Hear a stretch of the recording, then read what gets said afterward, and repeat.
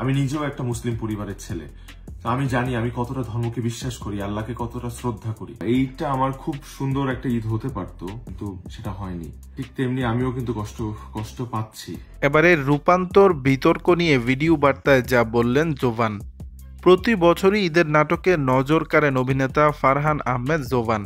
তবে এবার ঈদে তার অভিনীত নাটক রূপান্তরের কারণে নেটিজেনদের তোপের মুখে পড়েছেন তিনি। নাটকটি নিয়ে রীতিমতো সমালোচনার ঝড় উঠেছে নেট দুনিয়ায়। এমনকি অভিনেতাকে নিয়ে বয়কটের ডাক দেওয়া হয়েছে সামাজিক যোগাযোগ মাধ্যমে। বলা যায় বিষয়টি এখন টক অব দ্য টাউনে পরিণত হয়েছে। এবার রূপান্তর বিতর্ক নিয়ে ভিডিও বার্তায় মুখ খুলেছেন জোভান। শুক্রবার 19 এপ্রিল নিজের ভেরিফাইড ফেসবুক থেকে রূপান্তর নিয়ে ভিডিও বার্তায় আনুষ্ঠানিক বিবৃতি দেন জোভান। সেখানে অভিনেতা বলেন, আশা করি সবাই ভালো আছেন এবং নিজের পরিবার নিয়ে সুন্দর করে ঈদ কাটিয়েছেন। এই ঈদে আমার বেশ কিছু নাটক প্রকাশ পেয়েছে এবং প্রথম দিন থেকেই ভালো সাড়া পাচ্ছিলাম। ঈদটা আমারও সুন্দরভাবে কাটতে পারত, কিন্তু সেটি হয়নি। একটি অনাকাঙ্ক্ষিত বিষয়ে আপনারা যেমন কষ্ট পেয়েছেন, তেমনি আমিও কিন্তু কষ্ট পাচ্ছি। আমি একদমই ভালো নেই, আপনারা বুঝতেই পারছেন, কারণ আমাকে আমার শুভাকাঙ্ক্ষীরা সাপোর্ট দেওয়ার চেষ্টা করছেন। এ কারণেই মনে হয়েছে আপনাদের কাছে কিছু কথা বলা দরকার। জোবান বলেন, আমার অভিনীত রূপান্তর নাটক ঘিরে যে বিতর্ক তৈরি হয়েছে তা একেবারেই অপ্রত্যাশিত। এই নাটকের মাধ্যমে কারো ধর্মীয় অনুভূতিতে আঘাত করার কোনো উদ্দেশ্য ছিল না। আমি নিজেও মুসলিম পরিবারের ছেলে। আমি ধর্মকে কতটা বিশ্বাস করি, আল্লাহকে কতটা শ্রদ্ধা করি, সেটা শুধু আমিই জানি। এই নাটকের মাধ্যমে কোনো কিছু প্রমোট বা প্রতিষ্ঠিত করার উদ্দেশ্য ছিল না। শুধু একটি চরিত্র প্লে করার চেষ্টা করেছি এবং সেটার মাধ্যমে এতগুলো মানুষকে কষ্ট দিয়েছি।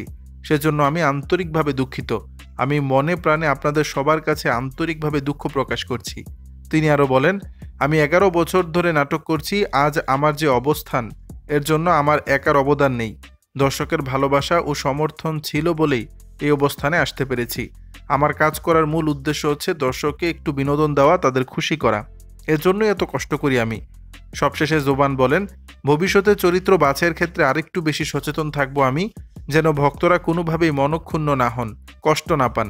আমি আপনাদের কথা দিচ্ছি, আমার যে কাজগুলো আপনাদের এতদিন ভালো লেগেছে তার থেকেও ভালো কাজ উপহার দেব। শুধু একটাই অনুরোধ, আমার উপর কোনো কষ্ট রাখবেন না। আমার জন্য দোয়া করবেন এবং সবাই ভালো থাকবেন।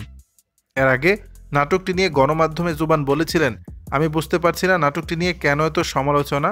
নাটকটির ভিউ 90,000 হয়েছিল, কিন্তু বাকি মানুষ তো দেখেনি। আমার কাছে মনে হয় তারা নাটকটি না দেখেই সমালোচনা করছে। এ নিয়ে ঘোরের মধ্যে আছি আমি, বুঝতে পারছি না ঠিক কী হচ্ছে। দর্শক, বিষয়টি নিয়ে আপনাদের মতামত জানাবেন নিচের কমেন্ট বক্স।